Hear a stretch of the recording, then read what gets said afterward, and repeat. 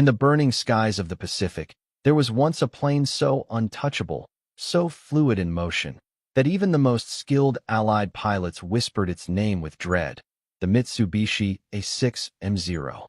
It wasn't just a machine, it was Japan's pride, their symbol of dominance, precision, and power. At the height of World War II, this aircraft turned the Japanese Imperial Navy into a force the world had never seen before. The Zero could twist through the clouds with supernatural agility, strike, and vanish, leaving nothing but the fading echo of its engine behind. In 1940, when Japan unveiled the Zero, it was like unveiling the future of air combat. The plane's engineers had built something almost impossible for that era, a lightweight fighter that could fly farther, faster, and maneuver tighter than any Western design. It had a turning radius so sharp that even seasoned American pilots found themselves outmatched within seconds of dogfights. The Zero didn't just dominate the skies, it owned them. But behind this brilliance lay a dangerous illusion, the illusion that supremacy built on elegance could stand forever. The Japanese believed they had reached perfection, and perfection needs no change. They refined the Zero to its limits, but failed to look beyond it. The result? By the time the war dragged into 1943, Japan was still fighting with the same philosophy: craftsmanship over quantity, mastery over mass production. Across the ocean, America was learning. Every loss, every downed pilot, every wrecked Hellcat prototype was feeding an enormous machine of innovation. The U.S. didn't just want to build a plane that could compete.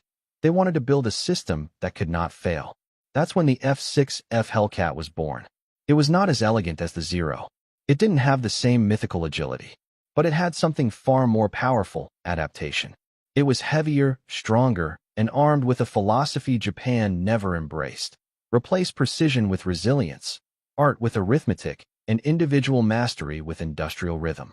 When the Hellcat first entered combat in 1943, it was underestimated. Japanese pilots saw it as another clumsy American fighter, big, slow, unrefined. But that illusion didn't last long. The Hellcat was designed not for beauty, but for victory. Its pilots didn't need to dance through the clouds like samurai. They just needed to survive, strike, and return, again and again. The U.S. Navy had transformed air combat into a production line. Every Hellcat that fell was instantly replaced. Every pilot that died was substituted by another, trained through a system that valued uniformity over genius. Japan still relied on aces, men who mastered instinct and intuition. America relied on the system, machines that mastered efficiency and numbers. By mid-1944, the balance had reversed. For every Zero that took off, there were dozens of Hellcats waiting. The sky that once belonged to Japan now thundered with American engines.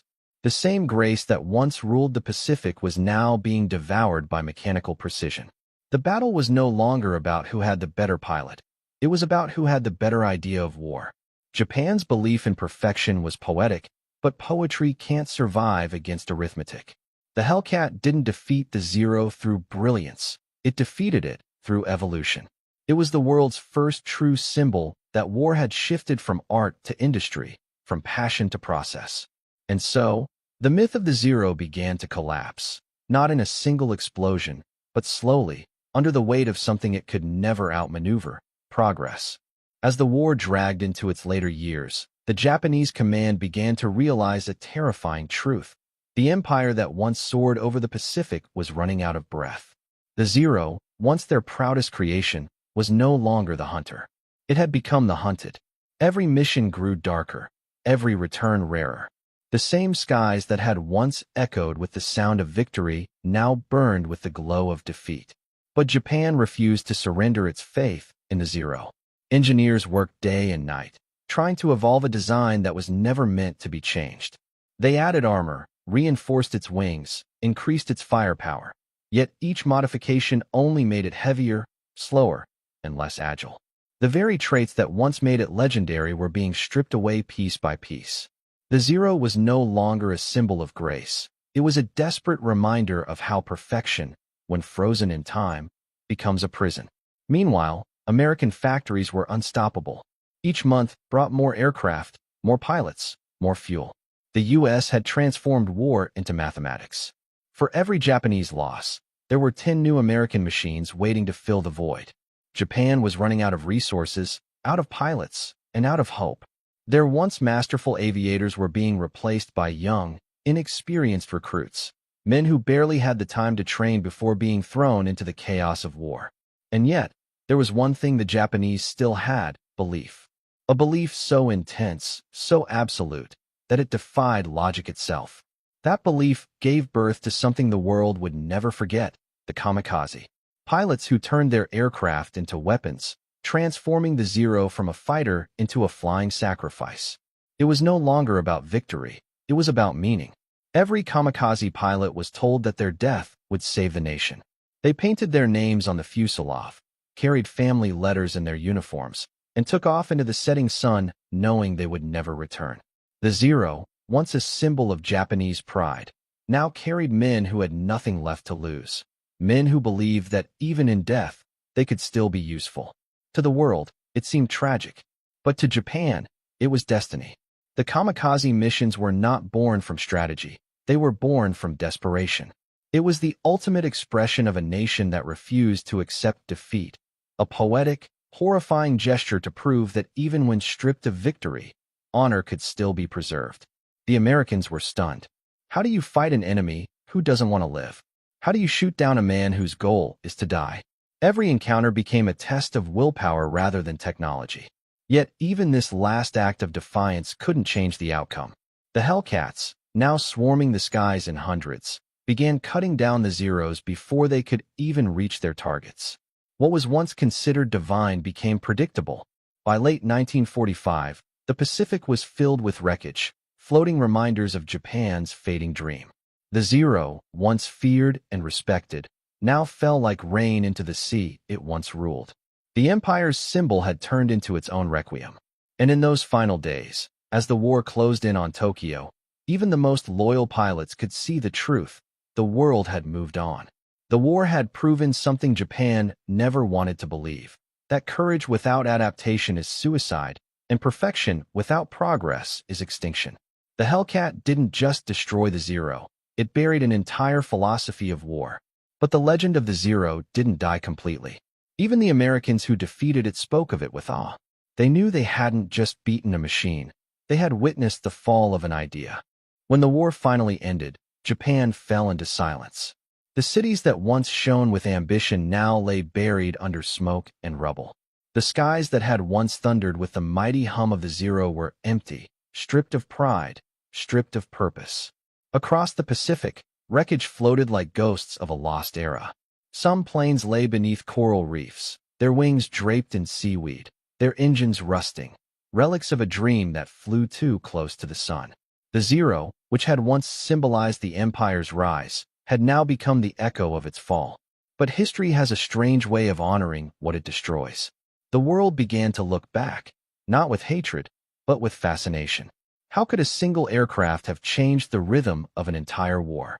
Aviation experts studied the Zero's design, its engineering, its impossible agility.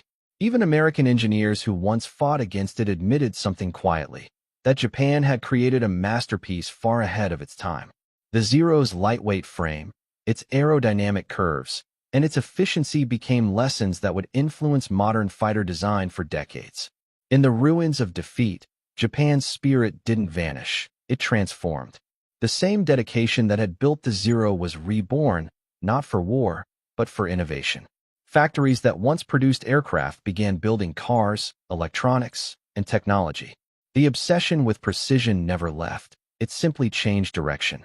Within a few decades, the world that had bombed Japan now bought its creations: cameras, engines, and machines crafted with the same perfection that once defined the Zero. The country learned the hardest truth of all: evolution is not about never falling. It's about what you become after you crash. The Zero had become more than a weapon. It was now a symbol of duality. It showed the brilliance of human creativity and the tragedy of human stubbornness.